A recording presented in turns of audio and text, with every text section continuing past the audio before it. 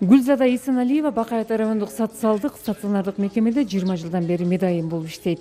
Мындагы ар бир жашоочунун тагдырын, саламаттыгын медайым көз жасында калтырбайт. По старости келгендер бар, шизофрениктер бар.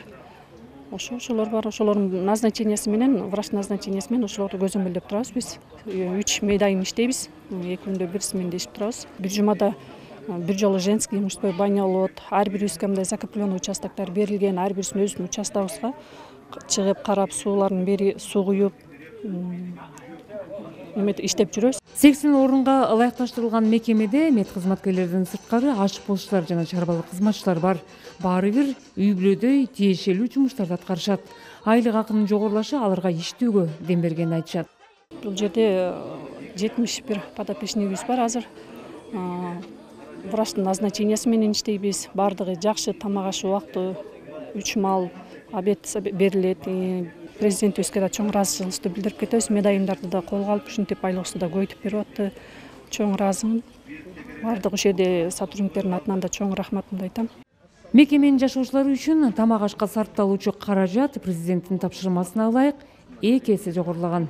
Интернатта жашагандарга күнүмдүк нормасын 100 эсе көтөрүп, эгерде мурун 100 сом болуп атса, азыр 200 сомго көтөрүлдү. Жана ошондой эле мына биздин кызматкерлер абдан кубанычта, абдан сүйүнүшүп, мурун иштегенде бир 10 миң, 12 миң тегерегинде айлык алып атса, азыр 100% айлыктар көбөйүп, 20 миң, 25 миң медработниктер 30 миң сомдон айлык алып калышты.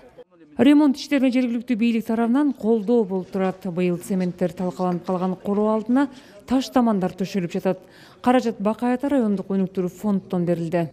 Ичиндеги ушу жолдорду, асфальттар бүт баары эскилиги жетип, мындайча айтканда басканга мүмкүнчүлүк болбой калган болчу. Себеби өзүңүздөр көрүп атасыздар, бул жерде мүмкүнчүлүгү чектелген тургундарыбыз бар.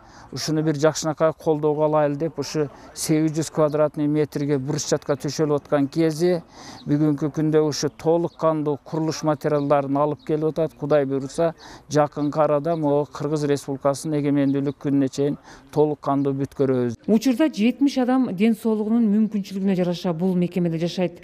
Имараты өткөн кылымдын 70-жылдарында салынган. Жылына отурундук оңдоо болгону менен капиталдык ремонт жүрө элек. Салиха Сариева, Илхан Арстанбеков, Ала ТВ 24, Талас облусу.